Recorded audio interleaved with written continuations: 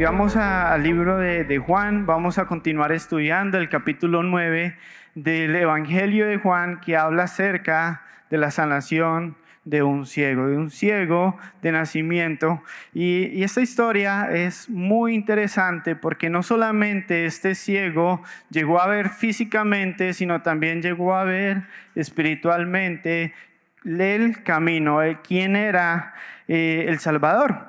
Y recordemos, hermanos, que desde el Antiguo Testamento se profetizó que cuando viniera el Salvador del mundo, ¿qué haría? Haría milagros y señales para confirmar que su identidad, para confirmar quién era Él. Y en Isaías 35, del 5 al 7, está hablando de una profecía acerca de Cristo y dice así: entonces los ojos de los ciegos serán abiertos y los oídos de los sordos se abrirán. Entonces el cojo saltará como un ciervo y cantará la lengua del mudo, porque aguas serán cavadas en el desierto y torrentes en la soledad.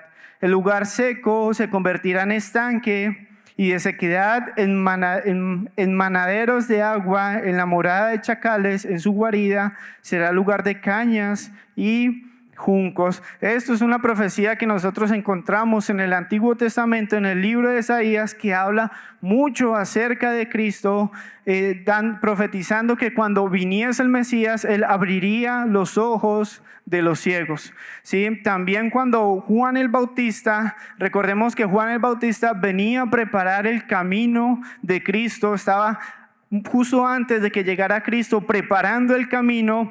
Y Juan el Bautista, en un momento cuando él estuvo en la cárcel, él dudó acerca de quién era Jesús y envió a los discípulos a preguntarle que si realmente él era el Mesías o debíamos esperar a otro. Y recordemos lo que Cristo le dijo a los discípulos de Juan ahí en Mateo capítulo 11 del 2 al 6, y dice: y al oír Juan en la cárcel los hechos de Cristo, le envió 2 de sus discípulos para preguntarle: ¿eres tú aquel que había de venir o esperamos a otros?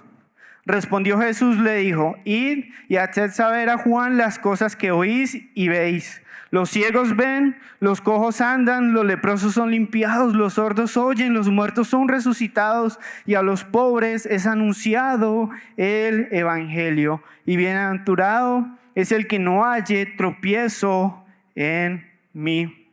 Aquí Jesús está confirmándole la identidad al Juan el Bautista a través de las señales y prodigios que él hacía. Recordemos que en el Evangelio de Juan encontramos varios milagros que no se encuentran en otros evangelios. Por ejemplo, la sanidad del hijo de un oficial, la sanidad de un cojo en Betesda, que lo estudiamos hace unos meses atrás, la resurrección de Lázaro, que llevaba 4 días muerto en la tumba, y la restauración de la vista de un hombre ciego de nacimiento. Estos eran muchas de las señales que estaba haciendo Cristo para confirmar que Él es el Hijo de Dios.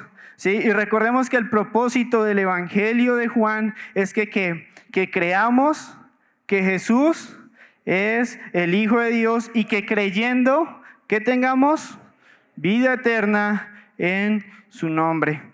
¿Has creído que Jesús es el Cristo, tu Salvador personal? ¿Tienes vida eterna en Cristo?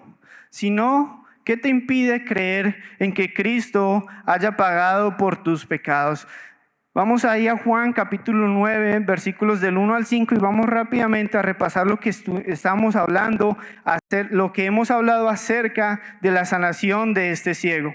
Ahí en el versículo 1, al pasar Jesús vio a un hombre ciego de nacimiento, y le preguntaron sus discípulos diciendo: Rabí, ¿quién pecó, este o sus padres, para que haya nacido ciego? Respondió Jesús: no es que pecó este ni sus padres, sino para que las obras de Dios se manifiesten en él. Me es necesario hacer las obras del que me envió. Entre tanto que el día dura, la noche viene cuando nadie puede trabajar. Entre tanto que estoy en el mundo, luz soy del mundo. Aquí recordemos rápidamente lo que hemos estado estudiando acerca de estos pasajes, que primero Jesús se detuvo y tuvo misericordia del ciego. Mientras que sus discípulos estaban preguntando acerca de doctrina, Jesucristo tuvo misericordia de este ciego. También recordemos que antes de que Jesús sanara a este ciego de nacimiento, le dio una lección importante a sus discípulos.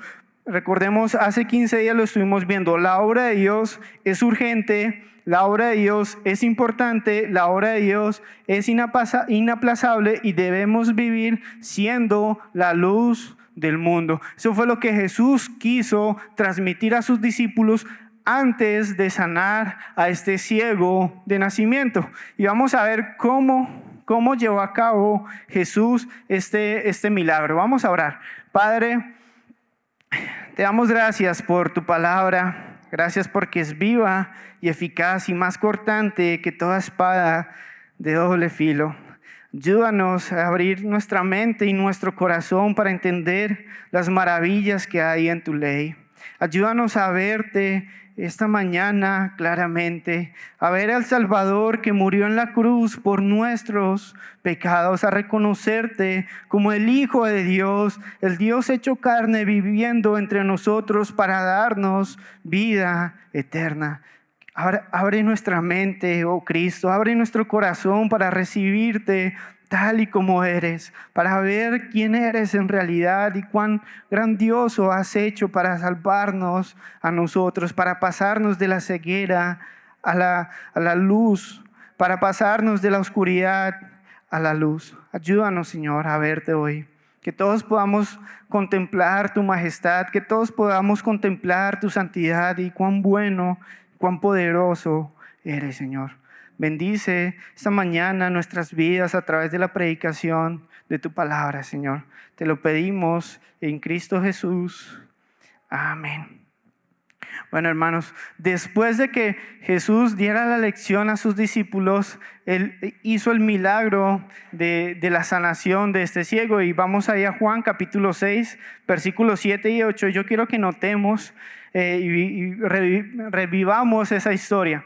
Dicho esto, escupió en tierra e hizo lodo con la saliva y untó con el lodo los ojos del ciego y le dijo: ve a lavarte en el estanque de Siloé, que traducido es enviado. Fue entonces y se lavó y regresó viendo.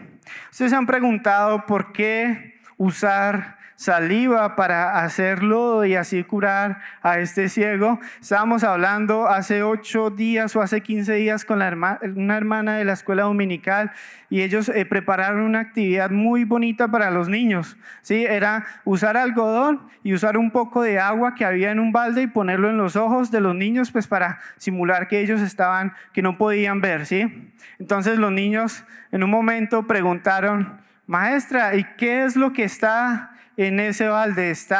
¿Hay agua o hay saliva? Entonces ellas dijeron: no, pues toda la noche pasamos ahí botando saliva en el balde. Y los niños: ¡wow! ¡Qué asco! Yo no quiero ponerme eso. Pero ellos dijeron: bueno, eso es mentira. Es agua que pusimos en el balde para poder mojar los algodones. Pero imagínense por un momento las personas que estaban viendo este suceso. Este ciego posiblemente estaba donde había más tránsito de gente, multitudes de gente ahí pasando por el lado del ciego, y llega Jesús, le ve y empieza a hablar con sus discípulos. Él no está viendo realmente quién está ahí, solamente escucha quizás: Jesús, ¿quién pecó, o sus hijos o sus padres? Entonces Jesús, ¿qué hace? Le explica a sus discípulos, empieza a escupir saliva en la tierra y a formar lodo. ¿Ustedes qué pensarían de una persona que está haciendo eso?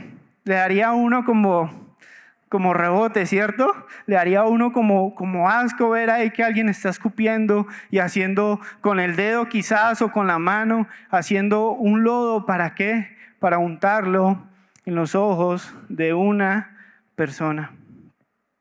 Hermanos, eso para nosotros es algo desagradable ver eso, ¿cierto? Es algo desagradable. Pero saben, hermanos, el plan que Dios ideó y ejecutó para salvar al pecador es locura para algunos. El plan que Dios ideó y ejecutó es locura para algunos, pero es sabiduría de Dios. A veces Dios usa los métodos menos inusuales para hacer grandes cosas. Y si nosotros miramos realmente lo que sucedió en la cruz para el mundo allá afuera, es locura. ¿Por qué? Pongámonos a pensar por un momento en cómo sucedieron las cosas desde que nació Cristo.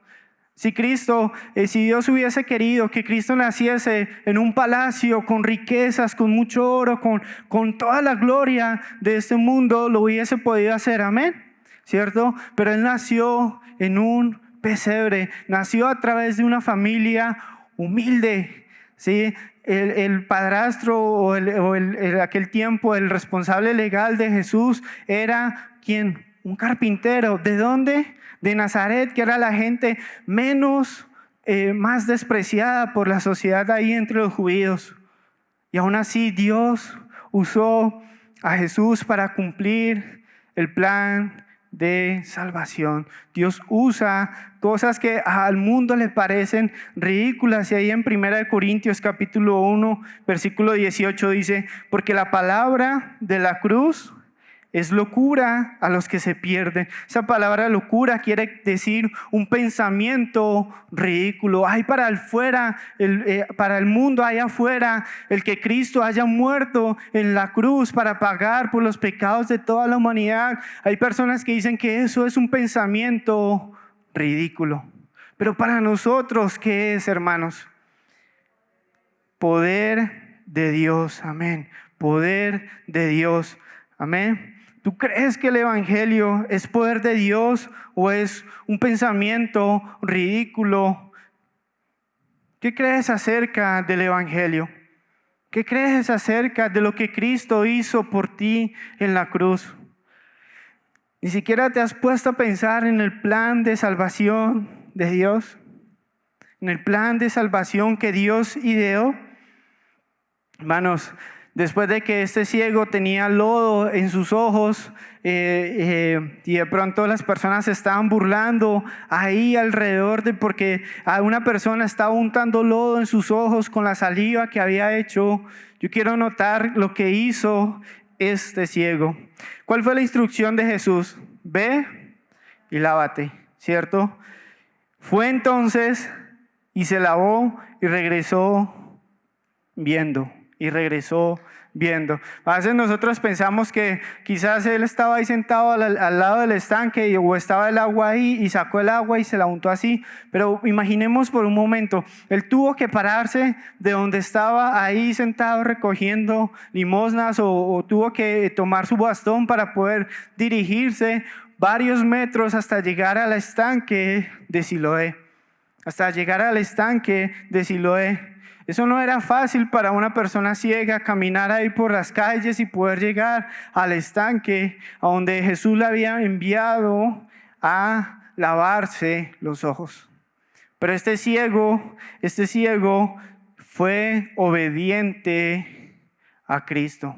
Este ciego fue obediente a Cristo y su vida fue transformada, hermanos. Su vida fue cambiada por la obediencia a Cristo. A pesar que no sabía exactamente quién era Cristo, él fue obediente al mandato que Cristo le hizo.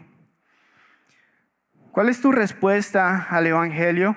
Quizás has escuchado muchas veces acerca del evangelio, que Cristo murió en la cruz por tus pecados, que Cristo resucitó al tercer día, que Cristo ahora está a la diestra del Padre y que Él quiere salvarte. Pero ¿cuál es tu respuesta en cuanto al evangelio?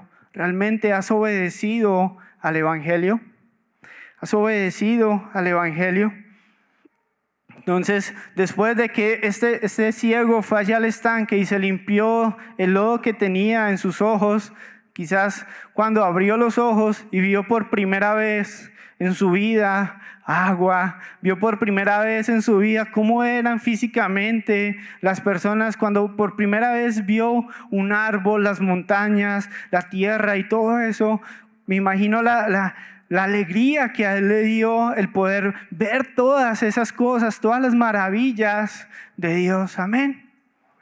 ¿Y él qué hizo? Él regresó hacia donde él vivía. ¿Por qué? Porque ahí en el versículo, en Juan capítulo 9, en el 8, ¿qué dice? Entonces los vecinos y los que antes le habían visto que era ciego, decían, ¿no es este el que se sentaba y mendigaba? Unos decían, él es, y a otros, a él se parece. Él decía, yo soy. Y le dijeron, ¿cómo te fueron abiertos los ojos? Respondió él y dijo, aquel hombre que se llama Jesús, recuerden bien eso, hizo lodo, me untó los ojos y me dijo, ve al Siloé y lávate. Y fui y me lavé y recibí la vista. Entonces le dijeron, ¿dónde está él? Y él dijo, no sé. Entonces este ciego salió del estanque de Siloé, quizás corriendo de alegría, asombrado por ver todas las cosas que estaban a su alrededor, y llegó ahí a su casa y los vecinos empezaron a mirar. Este no era el que estaba allá sentado mendigando, este no es el ciego de nacimiento. ¿Y qué le pasó? ¿Qué le pasó a este ciego? Empezaron a preguntarse. ¿Y algunos qué? Algunos dudaban. Unos decían, él es. Y a otros, a él se parece. Había disensión ahí entre los vecinos de aquel ciego.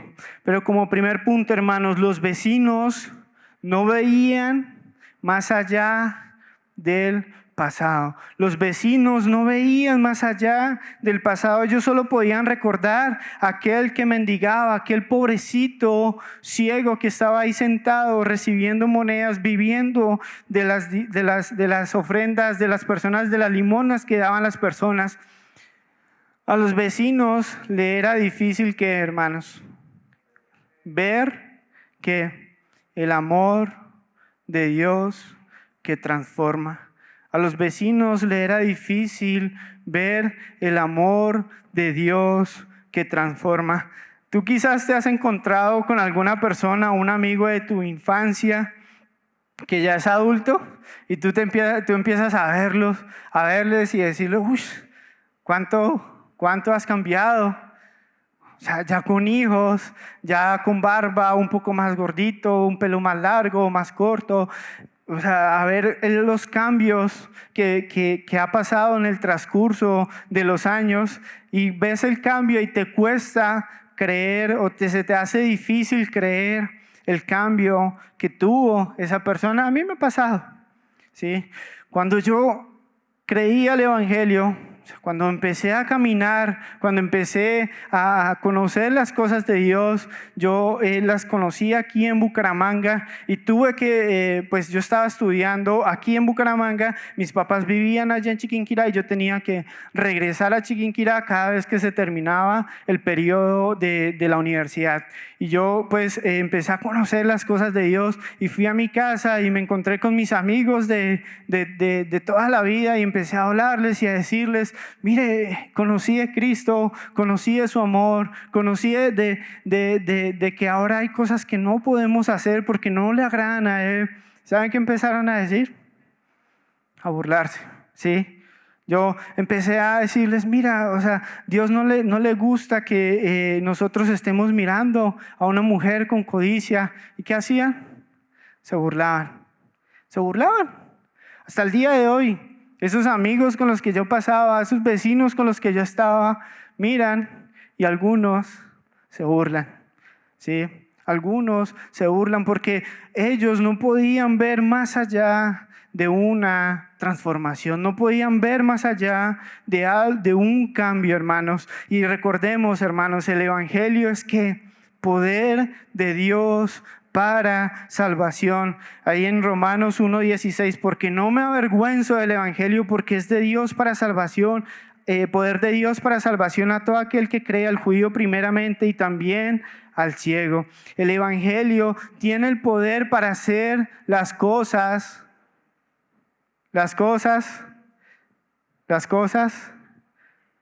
El Evangelio tiene el poder ¿para qué, hermanos? Para salvar, pero también tiene el poder ¿para qué? transformar, hermanos. El Evangelio tiene poder para transformar, de modo que si alguno está en Cristo, nueva criatura es, las cosas viejas pasaron, aquí todas son hechas nuevas. Hermanos, tenemos que tener una doble visión. ¿Qué es una doble visión? Cuando miras tú a una persona que está andando mal, que realmente está viviendo una vida de pecado, una vida dominada por el maligno, ¿tú qué piensas? ¿Tú qué piensas? Quizás cuando bajas ahí al café a apoyar al hermano José Nelson y ves ahí a las personas que están fumando o a los niños que están ahí ya empezando a usar armas, usando drogas, ¿tú qué piensas? ¿Que ya no hay salvación para ellos? ¿Que el Evangelio no puede hacer algo en sus vidas? Hermanos, tenemos que tener doble visión. ¿Qué es tener doble visión? Es ver, bueno, él está pasando por esta situación, pero yo sé que mi Dios puede transformar esa vida y usarla para su gloria. Amén. Hermanos, estuve hablando con el pastor Aaron esta semana y él me dice que estuvo en una conferencia o está en una conferencia, o no sé si está en estos momentos o ya salió, bueno. Él me dice que estuvo con compañeros, con un misionero que es misionero a Nigeria. Y él contaba su testimonio y sabe cómo él fue ganado. Él era un niño de un barrio de escasos recursos donde iba un bus a recogerlos y los llevaba a la iglesia. Y él, por medio de ese ministerio, pudo llegar a conocer de Cristo y ahorita es misionero en Nigeria y ya ha abierto más de 10 iglesias allá en Nigeria. ¿Por qué? Porque personas tuvieron doble visión, porque personas vieron que podían, esos niños o esas personas, Dios las podía transformar y las podía usar para su gloria. Amén, tengamos doble visión, hermanos. No seamos como esos vecinos que decían, pues, ¿será que sí? Que dudaban de que Dios puede transformar. Amén. Vamos ahí a Juan capítulo 9, del 13 al 34. Vamos a leer un texto un poco largo, pero yo quiero que no perdamos ningún detalle de lo que Juan nos narra en esta historia.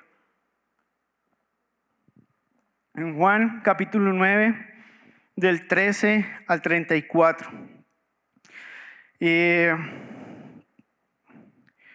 Acá. Llevaron ante los fariseos aquel que había sido ciego. 14. Y era día de reposo cuando Jesús había hecho el lodo y le había abierto los ojos. Volvieron pues a preguntarle también los fariseos cómo había recibido la vista.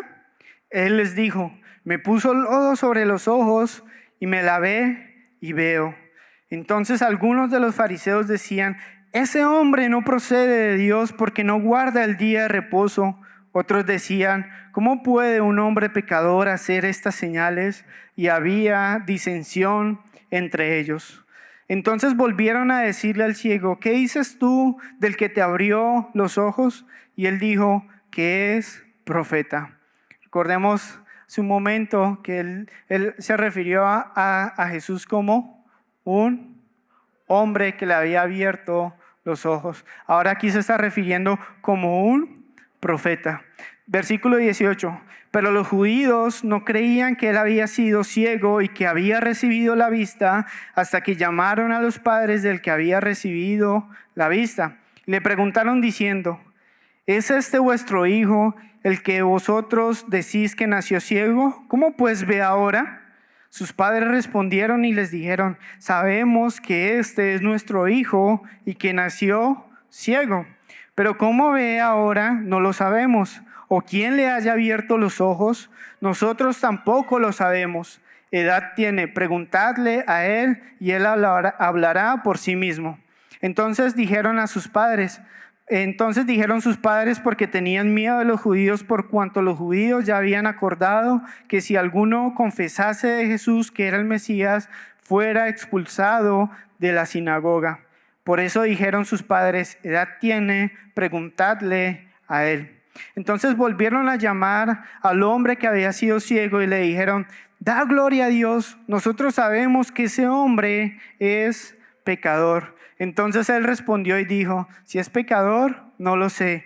Una cosa sé, que habiendo yo sido ciego, ahora veo. Repitamos eso, que habiendo sido ciego, ahora veo. Le volvieron a decir: ¿qué te hizo? ¿Cómo te fue abierto los ojos? Él respondió: ya os lo he dicho y no habéis querido oír. ¿Por qué lo queréis oír otra vez? ¿Queréis también vosotros haceros sus discípulos?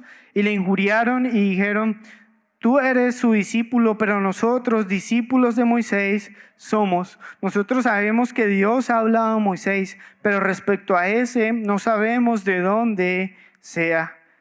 Respondió el hombre y le dijo: pues esto es lo maravilloso, que vosotros no sepáis de dónde sea, y a mí me abrió los ojos. Y sabemos que Dios no oye a los pecadores, pero si alguno es temeroso de Dios y hace su voluntad, a ese oye.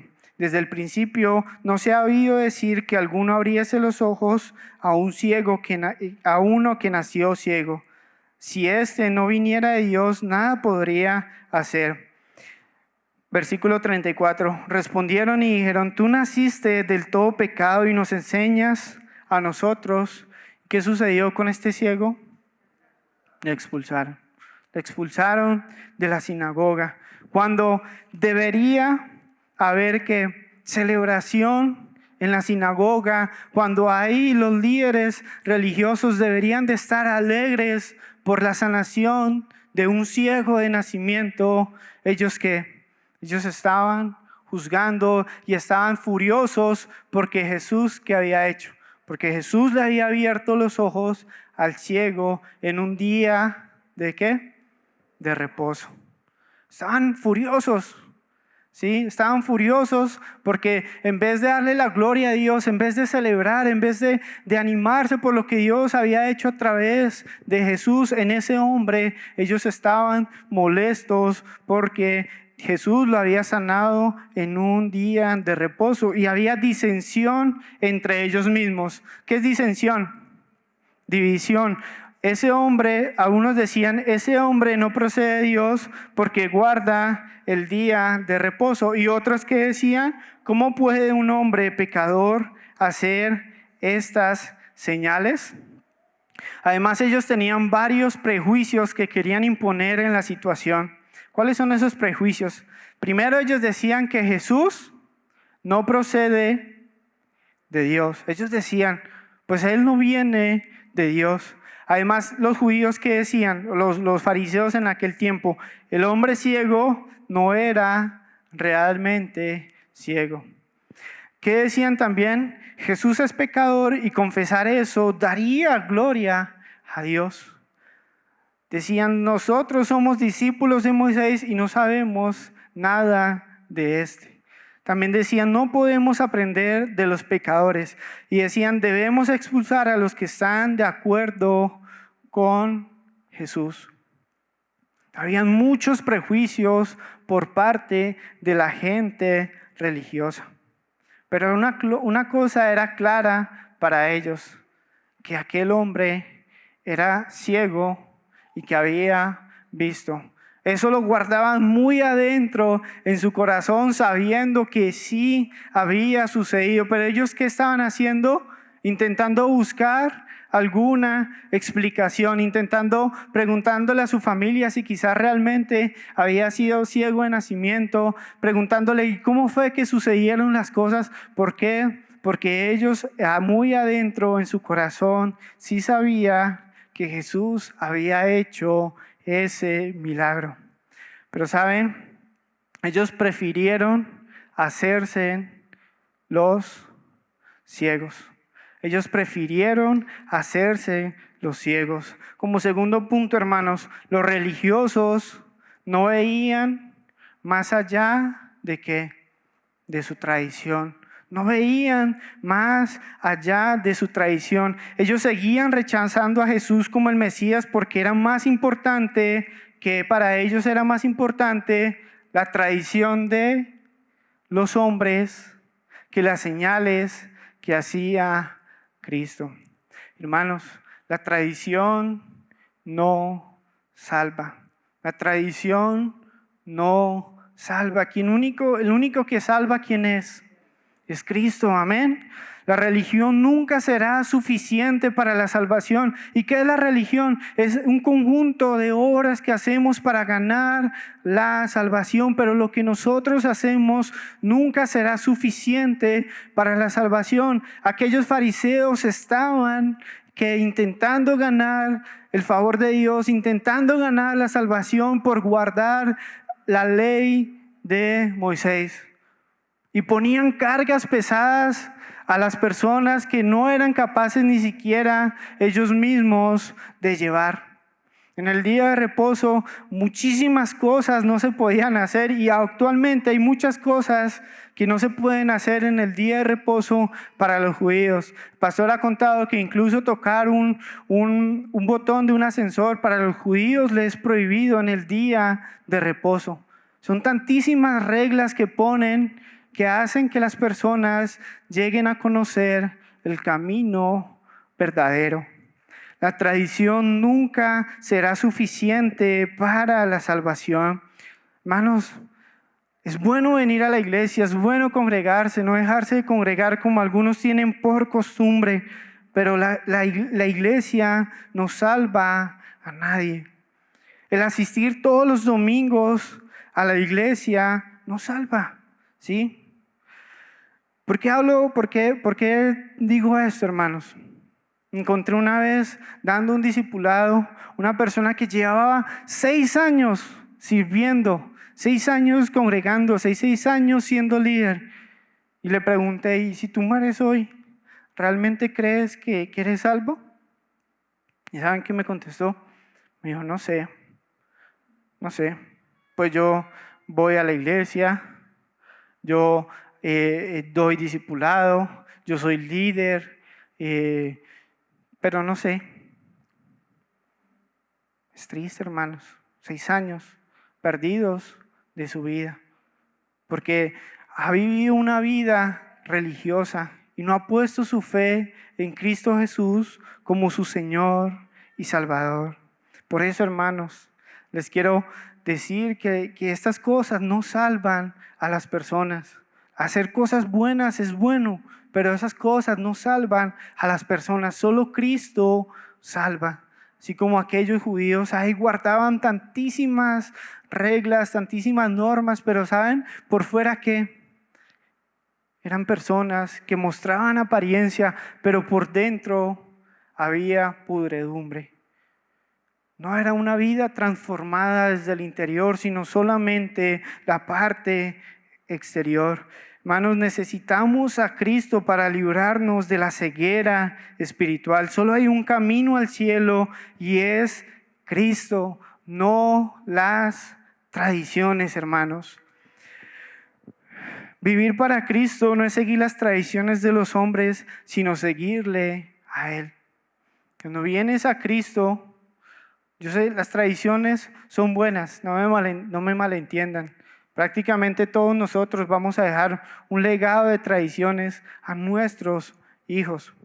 Y así ha pasado en la iglesia también. Muchas tradiciones han pasado de generación en generación, en cómo se hacen las cosas, y eso es bueno. Pero si nosotros depositamos nuestra confianza en esas tradiciones y guardamos estas tradiciones y pensamos que somos salvos por hacer esas tradiciones, no somos salvos. Solo Cristo salva, amén.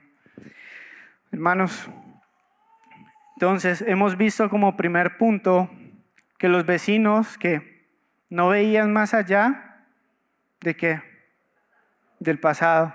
Segundo punto, los religiosos no veían más allá de sus tradiciones. Vamos a anotar algo que sucedió aquí con los padres en esta historia. Juan 9, del 18 al 23, vamos a volver a repetir rápido esos versículos.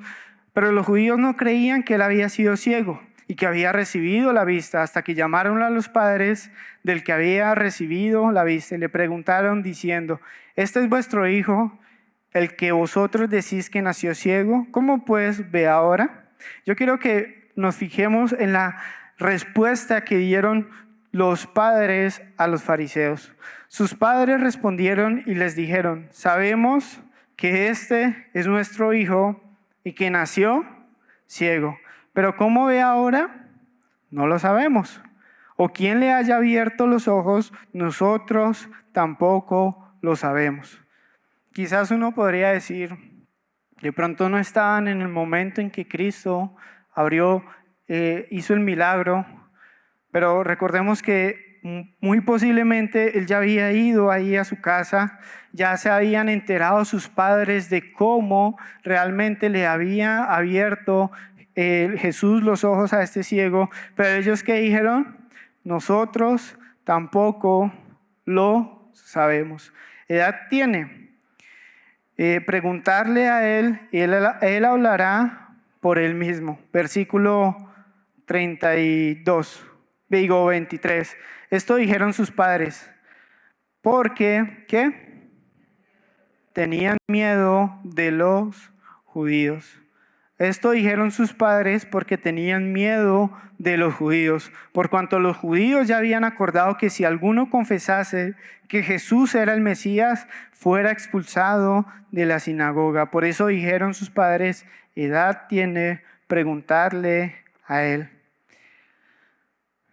Les era difícil reconocer que Cristo era quien le había sanado. ¿Por qué? Por miedo a los judíos. Porque ellos temían que también ser expulsados de la sinagoga. Y ser expulsados de la sinagoga implicaban dos cosas: ser excluidos de la vida social ahí donde estaba la sinagoga, o sea, ser rechazados por la sociedad en aquel tiempo, y también ya no podían tener una vida religiosa ahí con los de la sinagoga. Recordemos que la sinagoga, ¿qué es, hermanos? Es el templo donde se hacen las reuniones judías. Y la persona que confesaba que Cristo era el Mesías era expulsado. O sea, tenía que olvidarse de su vida social y de sus amigos, de poder ir a la sinagoga, escuchar la palabra de Dios. Y en aquel tiempo era un poco diferente. ¿Por qué? Porque no todos tenían esta palabra ahí en sus manos. Era muy difícil tener partes de la escritura en aquel tiempo. Donde se escuchaba acerca de la ley de Moisés, acerca de los profetas, era en la sinagoga. Y era prácticamente que ellos fueran expulsados de las amistades, de la vida social y de la sinagoga. Para ellos le era difícil decir que Cristo había sanado a su hijo. O sea, ellos prefirieron negar la obra de Cristo que confesar a Cristo por miedo a los fariseos. Como tercer punto, hermanos, los padres no veían más allá de su miedo. Los padres no veían más allá de su miedo. Muchos tenían miedo de confesar a Cristo por causa de los fariseos, porque amaban más la gloria de Dios, la gloria de los hombres. En Juan capítulo 12, 42 y 43 dice: con todo eso, aún de los gobernantes muchos creyeron en él, hablando del milagro que hizo Jesús con Lázaro. ¿Qué pasó con los gobernantes cuando Jesús hizo ese milagro? Muchos creyeron en él. ¿Pero qué pasó? Pero a causa de los fariseos no lo confesaban, para no ser expulsados de la sinagoga, porque amaban más la gloria de los hombres que la gloria de Dios. Ellos prefirieron callar, ellos prefirieron omitir que confesar que Cristo era el Mesías, por temor a ser expulsados de la sinagoga, por temor a los hombres.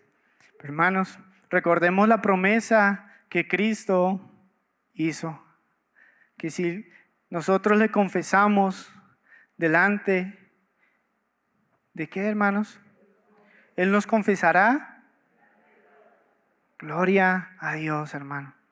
Gloria a Dios. Pero muchos no confiesan a Cristo por miedo a las personas, por miedo a las reacciones que pueden tener ahí nuestros amigos. Quizás no decimos, yo creo en Cristo, yo creo que Él es el Mesías, yo creo que Él es el Señor, yo creo que ese es el Salvador de mi vida. Y no lo dicen por miedo a ser rechazados en el trabajo, en la familia, en los amigos. Pero hermanos, recordemos, ¿a quién debemos temer? ¿A los que matan el cuerpo o a los que matan el alma?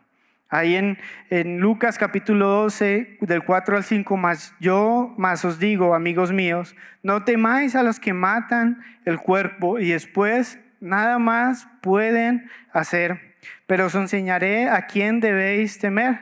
¿A quién debemos temer?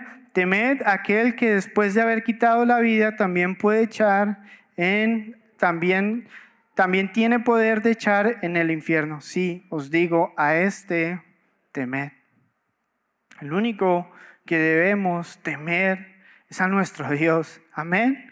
No a los hombres, no a las críticas, no a las cosas que nos pueden decir por causa de nuestra fe. Es preferible confesar a Dios aquí en la tierra y no ser echado en el infierno que ganar la gloria de los hombres, que es pasajera, y toda nuestra alma se pierda ya en el infierno.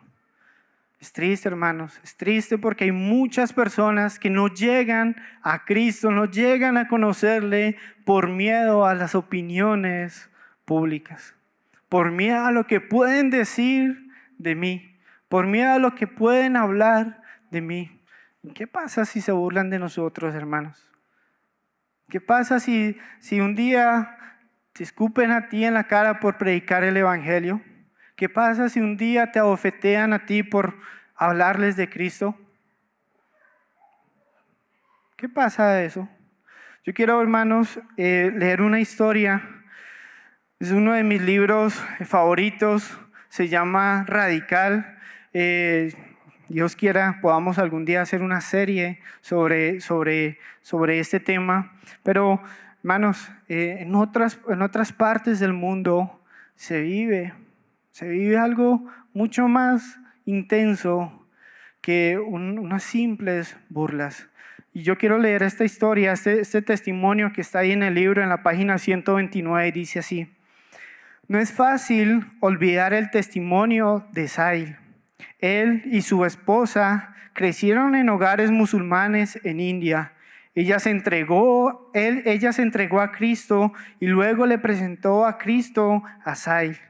Sin embargo, en cuanto sus familias descubrieron que se habían vuelto cristianos, los obligaron a huir de la comunidad a riesgo de sus vidas.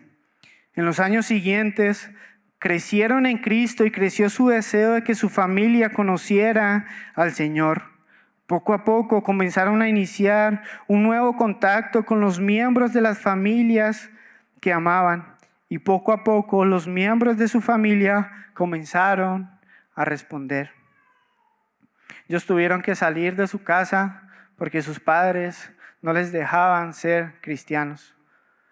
Los musulmanes echan a sus hijos cuando dicen que son cristianos. Ellos deseaban que, a medida que ellos iban conociendo a Cristo, deseaban que su familia también conociera de Cristo. Y empezaron a enviarles mensajes, empezaron a tener un contacto con ellos. Mira qué pasó. Con el tiempo recibieron de vuelta a Sahil y a su esposa en la comunidad. Y a juzgar por las apariencias, todo iba bien. Entonces un día Sahil dejó a su esposa para que comiera con su familia mientras él iba a estar con la suya. Su esposa se sentó a la mesa con su familia y comenzó a beber y a comer. Y a los pocos minutos estaba muerta. Sus propios padres la habían envenenado. Sus propios padres la envenenaron por decir: yo sigo a Cristo. por confesar a Cristo como su Señor y Salvador. Es triste, hermanos, la persecución que se vive en otras partes del mundo. Eso es una historia real, no es una ilustración, es una historia real. Y así como esta historia de cuento, hay muchas ahí en el libro. Y es doloroso, hermanos, porque vemos la comodidad de la iglesia aquí en Colombia. Vemos que aquí prácticamente, o sea, si tú confiesas a Cristo como tu Señor y Salvador, muy posiblemente y en un caso extremo te van a echar a la cárcel, en un caso extremo, o te van a bofetear, en un caso extremo. Quizás lo más común sean las burlas, pero a veces por las burlas preferimos no hablar de Cristo. Allá hay otras personas que por confesar a Cristo mueren diariamente, hermanos. Hermanos, no tengamos temor. A ti, amigo, si te impide, si hay algo si el miedo te impide conocer a Cristo por causa del rechazo, es mejor ser rechazado por el mundo que ser rechazado por Dios. Cree en Cristo Jesús para salvación. Y iglesia, hermanos, Dios no nos ha dado a nosotros un espíritu de cobardía, sino de poder, amor y dominio propio. Entonces, vemos ahí que su familia no quiso aceptar que Cristo había hecho el milagro por causa de que le expulsaran de la sinagoga. Pero este pobre hombre, este pobre ciego, que apenas había recibido la vista, fue expulsado, fue echado de la sinagoga. Juan capítulo 9, versículos 35 al 41. Y aquí vemos a nuestro Señor Jesucristo nuevamente. Oyó Jesús que le habían expulsado y hallándole le dijo: ¿crees tú en el Hijo de Dios? Respondió él y dijo: ¿quién es, Señor, para que crea en él? Le dijo Jesús, pues le has visto y el que habla contigo, él es. Y él dijo: creo, Señor, y le adoró. Hermanos, los vecinos no veían más allá del pasado. Los religiosos no veían más allá de su tradición. Los familiares no veían más allá de su miedo. Pero este ciego llegó a ver más claramente que todos los demás. Este ciego llegó a ver claramente quién era Cristo. Y como cuarto punto y último, el ciego llegó a ver más claramente que el resto. Miremos cómo pasó de la ceguera espiritual a ver claramente. Inmediatamente después de haber recibido la vista, se refirió a Jesús como ¿qué? Como un hombre que se llama Jesús. Ese ciego no sabía realmente quién era Jesús, solamente un hombre que se llama Jesús. Cuando los fariseos le preguntan: ¿quién te sanó? ¿Él qué dijo? Que Jesús tenía que ser un profeta, o sea, que alguien que hablaba de parte de Dios. Y en el último interrogatorio de los fariseos, había llegado a la conclusión de que él había venido de Dios y que hacía sus obras. Hasta ahí vemos la progresión de este ciego. Un hombre que se llama Jesús, un profeta que habla de parte de Dios, un hombre de Dios que viene a hacer las obras de Dios. Hasta ahí era su progresión de su ceguera espiritual a ver claramente. Pero finalmente, cuando se encontró nuevamente con Jesús, ¿el qué hizo, hermanos? Él dijo: Señor, ¿quién es, Señor, para que yo crea? Pasó de un hombre a un profeta, a un hombre de Dios, a Señor. Y por último, Él le reconoció como el Hijo de Dios. El Hijo de Dios. Le preguntó: Señor, ¿quién es para que yo crea? Y Jesús le dijo: yo soy. Y el que hizo automáticamente le adoró. le adoró, porque creyó que Jesús es el Hijo de Dios. Y Jesús recibió la adoración de aquel ciego. Cuando vemos que los ángeles, que las personas intentan adorar a los ángeles ¿qué dicen? No me adores. Cuando intentaban los hombres adorar a los apóstoles, ellos decían, no me adores porque yo también soy hombre. Pero cuando este ciego cayó y adoró a Cristo, Él le permitió que le adorara porque Él es Dios y merece toda la adoración. Amén. El Hijo de Dios. Hermanos, la ceguera espiritual es no reconocer que Jesús es el Hijo de Dios, que es el único camino a la salvación. Esa es la verdadera ceguera espiritual.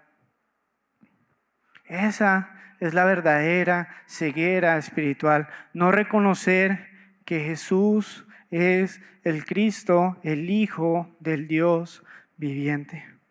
¿Qué crees tú de Jesús? ¿Qué crees tú de Jesús? ¿Un buen hombre? ¿Un profeta? ¿Un hombre que viene de parte de Dios? ¿O realmente crees que es el Hijo de Dios y merece toda la adoración? ¿Qué crees acerca de Cristo? Hermanos, venir a la iglesia, vivir una vida de cristiano, no salva a nadie.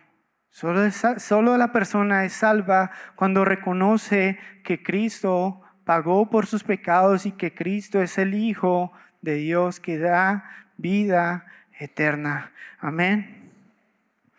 Ya para concluir, vamos a concluir prácticamente con la conclusión que Jesús hizo en toda esta historia. Dijo Jesús en el versículo 39, dijo Jesús, para juicio he venido yo a este mundo, para que los que no ven, vean, y los que ven, sean cegados. Entonces algunos de los fariseos que estaban con él al oír esto le dijeron, ¿acaso nosotros también somos ciegos? Jesús le respondió, si fuerais ciegos no tendríais pecado. Pero ahora, porque decís vemos, vuestro pecado permanece. Dos grupos acá. Los que no ven, ven. Y los que ven, serán cegados. ¿Qué hacía referencia Jesús con esto? Con esto que quiso explicarle ahí a los fariseos. Hermanos, los que reconocen la ceguera espiritual, verán a Cristo. Los que reconocen la ceguera espiritual verán a Cristo. ¿Qué es reconocer la ceguera espiritual? Mateo 5:3, bienaventurados los pobres en espíritu, porque de ellos es el reino de los cielos. Es reconocer que mis obras, mi vida, todo lo que yo pueda hacer en este mundo nunca será suficiente para ganar la salvación. Es reconocer que yo vivo en pobreza espiritual, yo estoy ciego y necesito de la luz que es Cristo. Y este ciego reconoció la necesidad de Cristo y le adoró. Pero los fariseos, ¿qué hacían?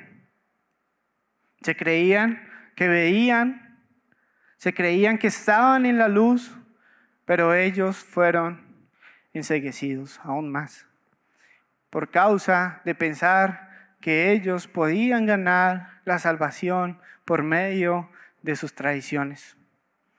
Es triste, hermanos. Los que son autosuficientes y religiosos seguirán en la condenación. Los que son autosuficientes y religiosos seguirán en la condenación. Y como dijo Cristo, son ciegos, guías de ciegos. ¿Por qué? Porque creen que son buenos y porque no necesitan de Cristo. Una persona que reconoce su ceguera espiritual, reconoce que no puede ser salvo por sí mismo y que necesita al Salvador, que es Cristo Jesús, nuestro Señor. Amén, hermanos. Los vecinos, los religiosos y los familiares quedaron más ciegos que el ciego. Ellos quedaron más ciegos que el ciego.